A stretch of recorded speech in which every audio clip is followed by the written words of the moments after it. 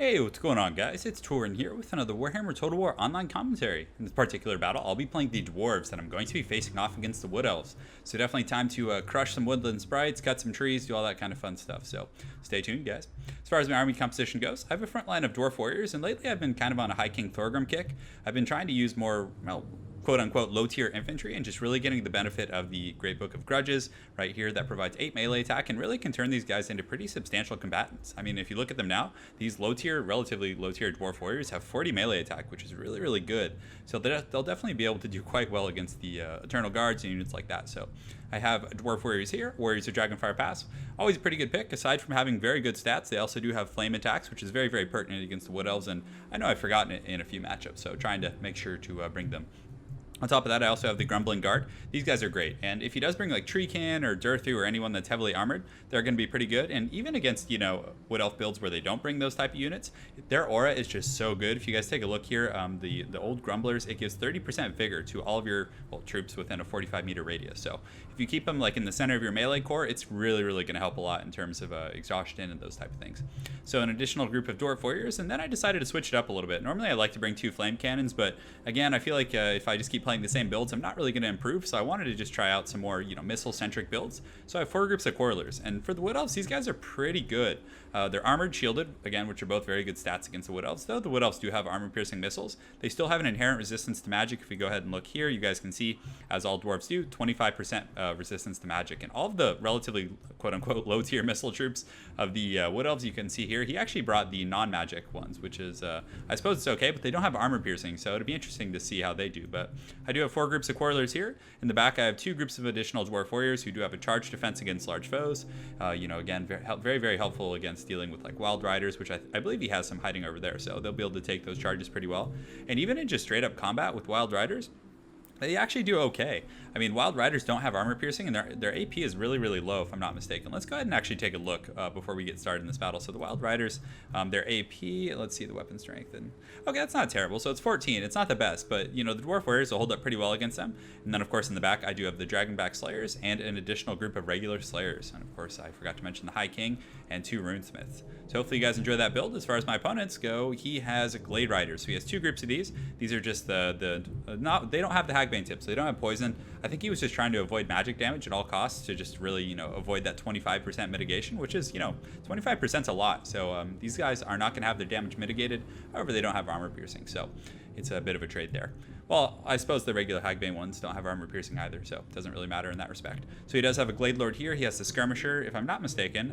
Yeah, let's see, the Hybrid Weapon Specialist. And then on top of that, he does have some Hawk Riders, and it looks like he also has a Spell Singer with the Lore of Life. Hawk Riders actually aren't a terrible choice. I mean, their missile attacks are going to be pretty weak against the Dwarves, and also if these guys take Focus Fire from Quarrelers, they go down so hard. So it's a bit of a risky pick, but still they do have heavy-duty armor-piercing melee with 45 weapon strength, and they have a pretty good charge bonus of 38. So if you can, you know, avoid the Quarreler fire, they can do okay.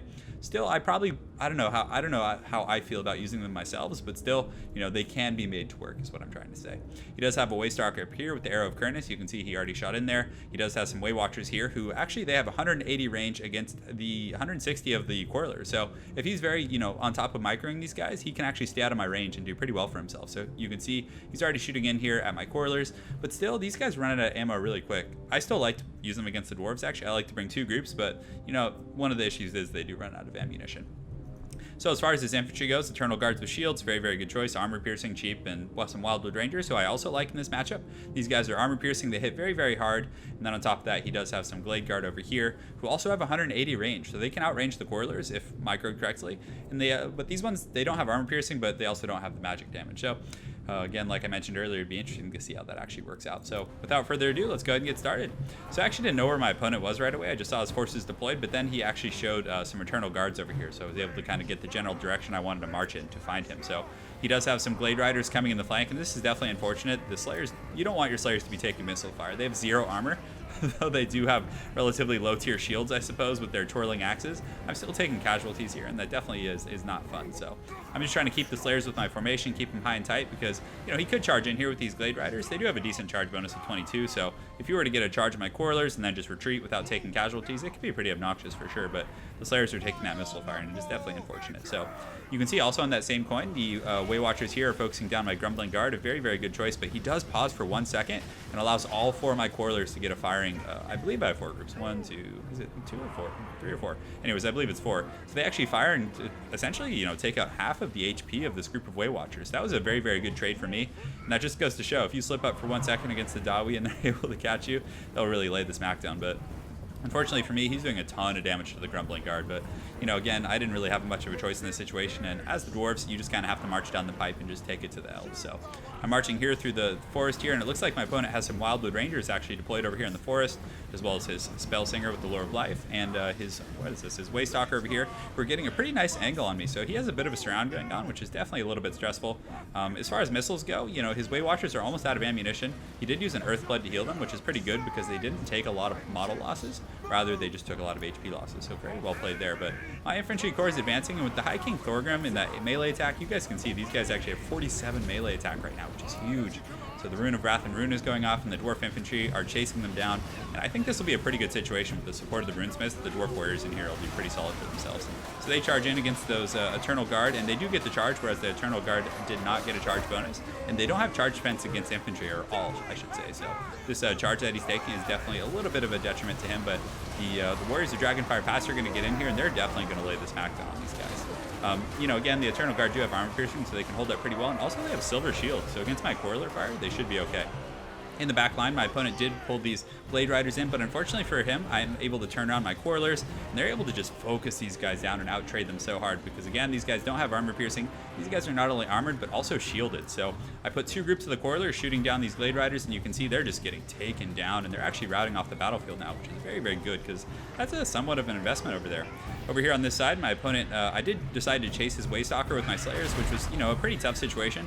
But at the very least, it did distract his Blade Lord and all these Hawk Riders, and that kind of locked them down and allowed my other 2 groups of Quarrelers to focus these guys down and just absolutely destroy them. So you can see the Hawk Riders, as well as his Blade Riders over here, are essentially routing off the battlefield. Although he did get that group of Slayers, you can see 6 of them are standing proud. They definitely took one for the team, but I would say it was a pretty worthwhile trade, considering I was able to just take out this whole group and continuing to do so. So a pretty good situation there. And over here, I do leave a group of Dwarf Warriors to kind of just protect them, and I also have a group of Slayers here on standby, just in case he decides to come and attack Blade Lord, and also I had to keep an eye on these Wild Riders, who are just kind of poaching here like vultures. So in the front line, High King Thorgrim and the Dwarves are doing pretty well. You can see these Eternal Guards are taking a bit of damage, but my Dwarf Warriors are also taking a beating. But both of us are steady. Both Dwarves and Elf Infantry have very, very high leadership.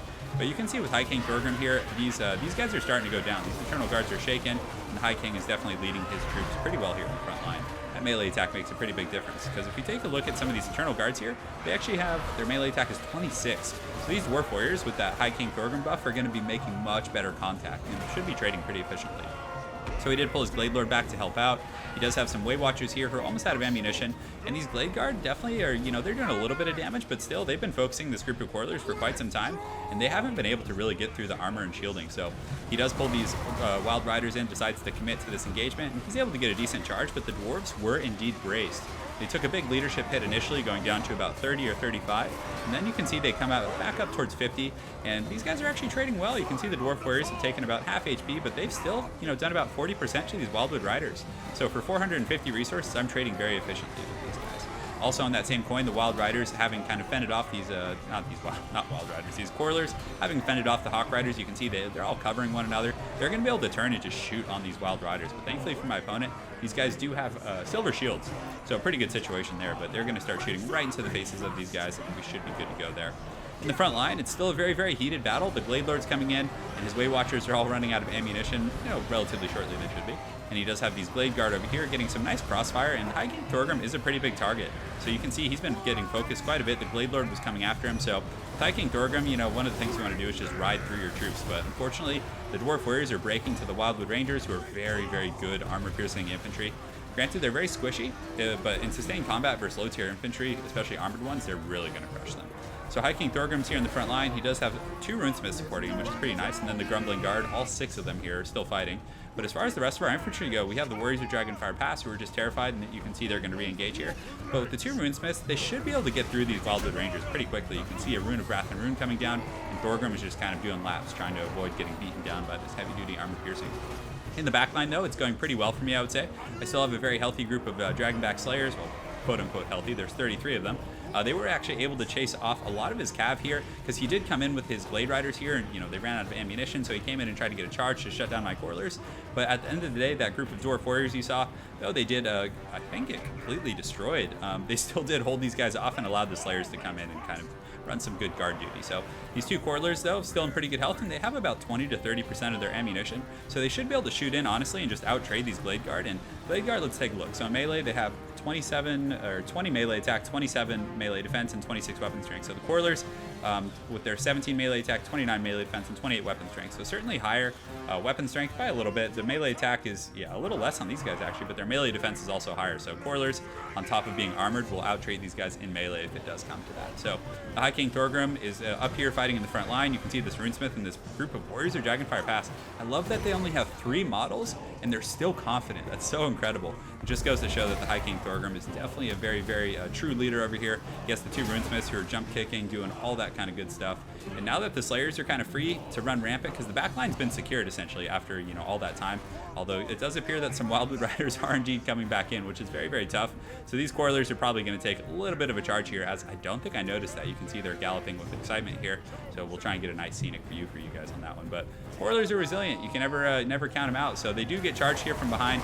Definitely a tough situation, some DAWI flying, but then these Quarrelers are going to turn around. They're going to reposition. They're just going to absolutely gun these reindeers down, which is going to be pretty solid. But he's charging in very aggressively, but there's just too many numbers here. There's, 47 here. Right here I have 49, and over here I also have 26.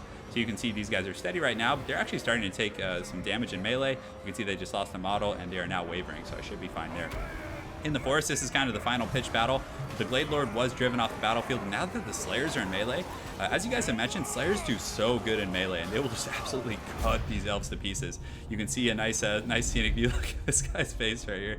He is not having a good time. He just got slayed so hard. And if we go across the whole line here, you can see the Slayers led by the High King. What a scenic shot. I wish I could have gotten a screenshot of that, but the Slayers came in. We were able to polish off these Elves here and send them back to the forest. So definitely a very, very good game there. It was a lot of fun.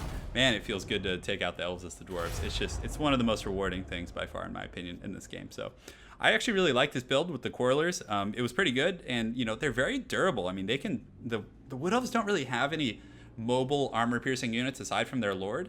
I think it's pretty tricky for like Hawk Riders or even a Glade Lord to get in on Quarrelers, especially if you're covering them with Slayers. So Quarrelers can do really well in this matchup, I think. As far as the infantry battle goes, the Dwarf Warriors, you can get away with using all these guys if you're using a Lord like High King Thorgrim. That melee attack, it might not seem like a lot, but that makes a big difference over the course of a long, atrocious battle. Also, the 2 Runesmiths really give you that extra punch to take down these groups of Wildwood Rangers. But as far as my opponent's army goes, the Eternal Guards did pretty good. Wildwood Rangers, well, pretty good. I mean, these ones had a really bad time, but the Wildwood Rangers did very well. These Glade Guards didn't do bad either. I mean, they traded pretty well, got a lot of kills, actually. But, one of the issues was these particular Glade Riders. I think they were a bit of a risky investment. And also the Hawk Riders, they slightly underperformed. But still, I mean, they racked up 28 kills, but a lot of those were against Slayers, and it was relatively inefficient trading in that respect. But anyways, really good, well played to my opponent, Elakian. I look forward to seeing you again on ladder, and I hope you guys enjoyed that DAWI cast. Have an excellent night, and take care.